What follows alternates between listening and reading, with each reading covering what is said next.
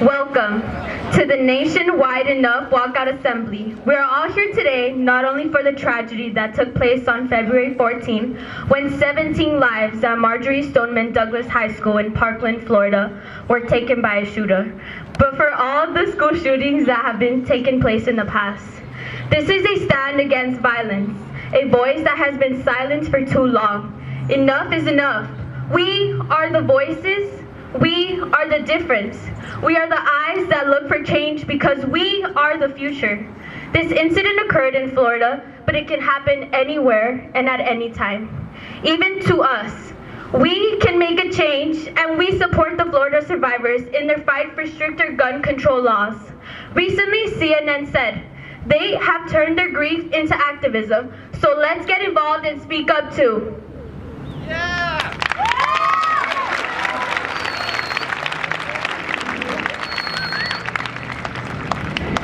Thank you. Now Paper will be performing a short skit which simulates the mindset and consciousness of a shooter.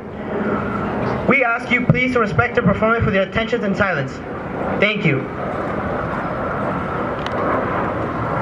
Parkland 2018. Sandy Hook 2012. Virginia Tech 2007. Columbine 1999. There's a killer in every school. Troop 578 presents Bang Bang You're Dead by William Mastro-Simons. Who is it? Who's there? Who is it? Why me? We played ball together. You were awesome on the field. You were unstoppable. Survival of the fittest, baby. And you were only a freshman. You could have been team captain your senior year. Why'd you kill me? I never hurt you. It was more fun than dropping dudes in the video game. Why me, Josh? Why not? World's overpopulated, and I wanted to do my part. You like me. Once upon a time. Why'd you kill me? We lived on the same street. I felt like it, okay? Happy now? It's so cool. When you have a gun, it's an A+. Slam dunk. Touchdown. Put down. All in one. You ain't got a check. Respect. Watch out. You decide. You can be whatever you want to be. Because a gun in your hand is a PhD. Divide and conquer. Why me? Why'd you kill me? It's simple math. My rifle holds 5 bullets. 5 bullets, 5 people. Perfect. That bullet that killed me pierced my parents' hearts too. Pierced my brother and sister's heart. Pierced my friend's heart. Just 5 bullets wounded hundreds. Wounds that bleed. Wounds that bleed. Wounds that never heal. Wounds that are very real. And that's not fair. Not fair. Not fair at all. That our bodies lie in coffins while you still breathe the air. It's not fair. Not fair. Not fair at all. That we're under the earth and you don't even care. We'll do whatever it takes. Whatever it takes to crack you open. Without love. Without decency. Without comfort. Feel yourself start to shrink. Feel the walls closing in. Compressing your thoughts. Calming your brain. Driving you insane. You'll wish you were dead ever so often. Your 6x8 will be your coffin. No one will hear. When you scream and cry. Why? Why? Why'd you kill us? You did hurt me. You're all dead. You'll wish it was all a game. A game. A video game. Just hit reset. And start again. Start again. Start all over again. So you make your face a mask. A mask that hides your face. A face that hides the pain. A pain that eats your heart. A heart nobody knows. Who are you killing, Josh? Who are you killing in your mind? Nobody. Anybody. Everybody. Whoa. Who's there? Whoa. No more pain. Who is it? You. Your life is over, Josh. Over. Over. Over. Who is it? You. You. I miss hanging out with my friends. I miss singing in the shower. I miss my job when I get home from school. I miss watching the sky go from light to dark. I miss laughing so hard, I start to cry. Never. I'll never achieve my dreams. Never. I'll never see all I wanted to see. Never. I'll never know all I wanted to know. Never. And you'll see us over and over. Over. Again and again. No, please don't. Dad. Please. Please, Dad. Dad. Why? Dad! I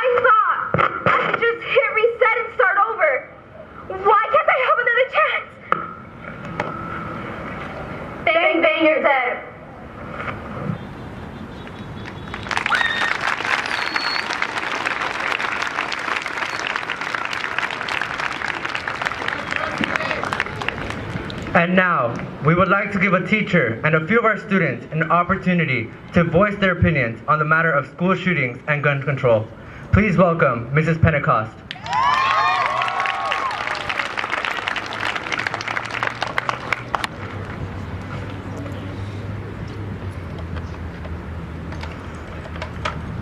To the mothers and fathers who buried their children, 17 minutes is not enough.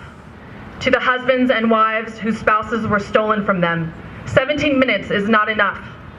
To the children who saw their coaches and teachers gunned down before their eyes, 17 minutes is not enough. To the friends who exchanged text messages from tucked away corners while bullets shattered glass, 17 minutes is not enough. To the staff who lost their friends, their students, and their lives, 17 minutes is not enough. And to you, students and colleagues, my fellow patriots, sitting here today wondering if one day you must face the unfathomable, 17 minutes is not enough. No memorial, no protest, no catchphrase will ever be enough to replace the lives lost to gun violence. Would it be enough for you if you lost your friend, your coach, your teacher, your sibling, your parent? 17 minutes is not enough, but it is a start. Today we mark 17 minutes in memoriam of those lives lost at Marjory Stoneman Douglas High School. Today we protest gun violence in all its forms: domestic violence, suicide, accidental injuries, homicide, school shootings. The facts about gun violence are vast and overwhelming. It is easy to get lost in the numbers. Over 2,000 children and teens die yearly. Over 14,000 children and teens are injured yearly. Some argue that these shootings and gun violence are part of the new normal. But as I stand before you as your teacher, and as a mother, and as a wife, a daughter, a sister, a friend, I tell you that it is not, and we should not accept this as the new normal. It is time we rewrite the narrative. It is time to raise our voices and say enough to senseless and preventable acts of violence. It is time to say enough to the excuses from politicians and gun lobbyists who protect the few instead of the many. It is time to say enough to waiting patiently for someone else to speak up and lead the charge.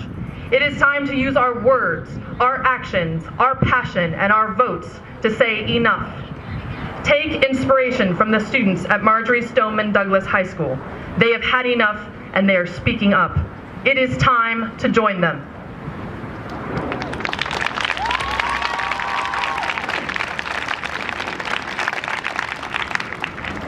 The next speaker is a junior, Gregor Chichian.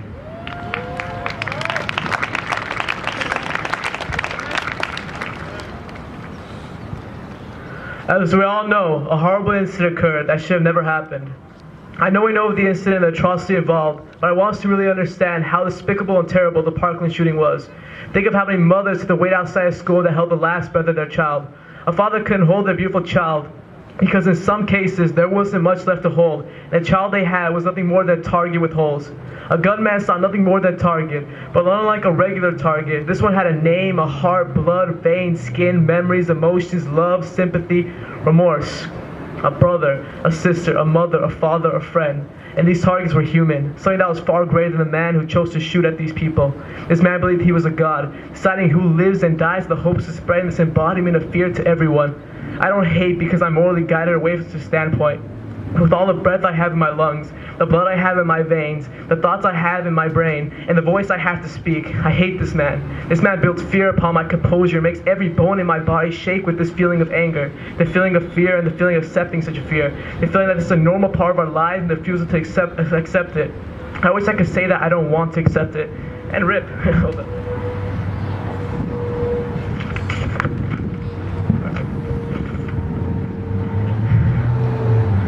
I wish I could say that I don't want to accept it, but in my daily life, ever so slight, this fear that I refuse to accept corrodes my mind. Yet I wonder whether my thoughts and my enraged blindness makes me a madman. In such times, we become so blinded in our own actions, do and say things at random because we are confused. Making jokes, and sometimes it's easier to laugh at things we fear. All I want to know is when this fear will end, but realistically that question has no answer, and it probably never will. The thought of what it must be like to have lost a friend in such a gruesome way. 17 people died around my age and your age. It just makes the fear greater, and to some, makes the end feel closer. Some people were severely injured, and some slightly bruised or harmed. Of course, as you know, those who survived began to campaign for reform of gun control laws. I believe what they did is incredible. They withdrew their fear, something that I could never imagine to achieve, something that will take years to overcome, something that can easily be attained through a visit to the doctor. They stood up against this fear that placed their lives on a mental chain of pain, suffering, distress, confusion, heartbreak, asking why to whatever omnipotent being out there. I'm tired of saying why. At the very least, I could be surrounded by those that also ask why, and feel comfort knowing I'm not the only one in this position of fear. As you get closer with those who feel and ask the same questions as you begin to also ask how and what now. Answers form, maybe not permanent, but subtle in a way that will cause less questions to be formed and more solutions to be found. Right here and right now. This may not yet be a step, but it's a twitch in the right direction, away from missteps and misguided actions. Thank you.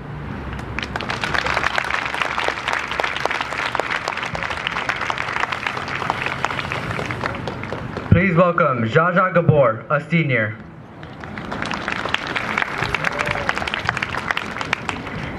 As students, we have a daily routine. We get up, get dressed, and say goodbye to our parents as we drag ourselves to school. But when would you ever have to stop and think that it may be your last time getting up, your last time saying goodbye to your parents, your last first period? 1 month ago, 17 people had this reality. How often do we take for granted those around us? How many brothers, sisters, future doctors and lawyers of tomorrow will be lost due to violence caused by weapons that have no purpose being in the hands of questionable identities? One of the worst parts about gun violence is its ominous nature. We will never know who will be next or how long we may have. We have to come together because despite any differences we all have one thing in common. We are alive, right here, right now. We need to be honest with ourselves and understand that just because it isn't happening to us doesn't mean it can't. Unlike the monsters under our bed or the dark figures in the corner of our rooms, this is real and we must confront it. We cannot continue to let these fears get in the way of living our lives. We are young, but we are not helpless. We should start by looking around us and analyzing how we treat each other. The bullying, isolation, and ignorance must come to an end. Enough is enough. We can't always control the future, but let us have control over this. We need to implement more human compassion and empathy. The smallest acts of kindness could mean the world to someone. We have our whole lives ahead of us. Concerts, prom, graduation, and adventures we haven't even been on yet. I would rather die from old age, an unknown illness, or a plane crash than to lose my life and future to a machine that has more rights than we do. Some people make history by making revolutionary changes. This is our moment to make history. We are the change because unity is the change. Thank you.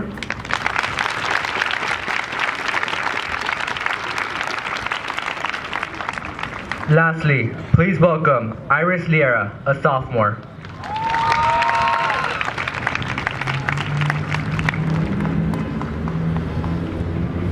We are here today because on February 14, 2018, we lost 17 beautiful lives to the Florida shooting. The following words are dedicated to these victims and all other victims of mass shootings. May they rest in peace. It is with great sadness that I inform you that another school has been added to the list of school shootings where many more were taken from us amidst the chaos and horror and gunshots heard. And let me tell you that this is not the first, second, or third time that this has happened, where a weapon is taken out and all people can do is scream and shout. We live in a world where mass shootings are becoming more and more common each day, and all that we can do is go to school and pray and hope that Birmingham won't be the next school that appears on that list, and hope that none of our peers walk out of this school wearing handcuffs on their wrist, taking with them the lives of others, making victims leave behind their fathers, mothers, sisters, and brothers. We need to take action to stop this tragedy because there was a time where this crime wasn't alive, where we would stand side by side, hand in hand, but in today's world, we call this place no man's land because no one is safe.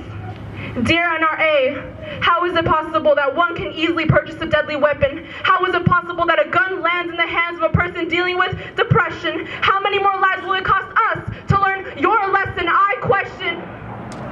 When will we see words turn into actions that create change? That secure a future where the quad of a school won't become a shooting range. I wish that our leaders talked less and did more to improve the situation and relieve the students from this damnation, aggravation, and frustration. I hope that one day we will find peace, that one day this problem will become non-existent and cease. To our politicians, I may not know much about laws and politics, but what I do know is that when I walk into the premises of this school, I want to know that I will be safe and protected. I want to know that I will come back home to my parents. Students of Birmingham, it's time to give hope to the hopeless. It's time to give a voice to the voiceless. It's time to show our government that we do have choices to stop our peers from getting killed and create a world where we will rebuild and restore faith in humanity, decrease the number of people dealing with the suicidal mentality. It's time to stop looking down at your cell phone screen and look up. Look up and respond to the cry for help in someone's eyes, which is often left unseen. It's time for our generation to take action, and by fighting with words instead of weapons, we will have created one of the greatest life-saving chain reactions. My name is Iris Lara. I may just be a student, but let me tell you that student lives matter because we have the right to fight for what we believe in. And here's a fact for you. Students may make up only 20% of our population, but we are 100% of the future. Enough is enough. Today, we march for our lives. Thank you.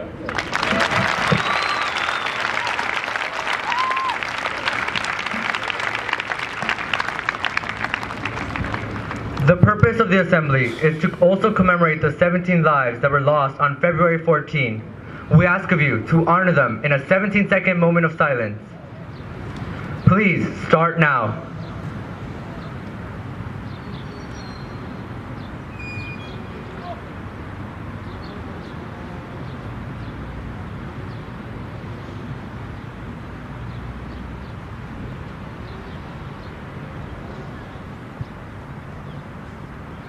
May they rest in peace.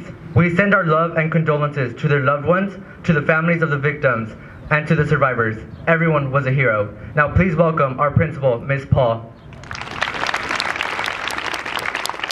Good morning. Please give a round of applause to all the ASB students and the sponsors who work hard to prepare this assembly. As your principal, it is my responsibility to keep you all safe. And I give you promise that I do my best every day. And that said, your future is your choosing. So be bold, be brave, be courageous, and take every opportunity that life has to offer, because life can be taken away any second. So be safe, be respectful, and be responsible. I'm going to ask you to repeat after me for one more thing while I explain.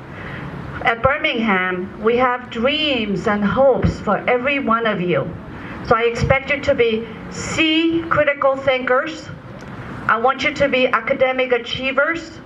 I want you to be responsible citizens. And I want you to be effective communicators.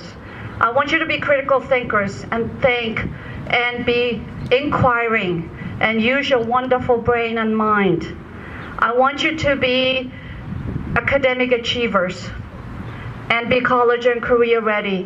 Whether you go to college or not, it is our responsibility to make sure that you are college ready and have that choice. I want you to be responsible and be aware how you use social media and have the integrity, be honest, and be respectful. I also want you to be effective communicators. So when you see something, hear something, say something to one of adults. So when I say C, I want you to shout out critical thinkers. When I say A, I want you to say academic achievers. When I say R, I want you to say responsible citizens. And when I say E, I want you to say effective communicators. Okay, here we go, Birmingham. C. Louder, C. A. Come on, you can do better than that. Academic achievers, let's go. Okay, R. Okay, one more time, R.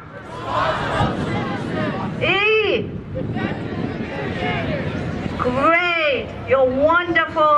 of you. And now I have one more person to introduce. He's our board president, Mr. Michael Bennett. Please give a warm welcome. Thank you. First of all, on behalf of the governing board, I want to congratulate the student leadership class and all of you for making things happen. Don't forget, if you're going to be 18 before November 5th, please register to vote. That's action. Thank you and congratulations for a meaningful assembly. Thank you, Mr. Bennett. All right, this concludes the assembly. Students and teachers, we're going to exit through that gate to your right. Yes, orderly, please. Wait for your teacher's directions and walk.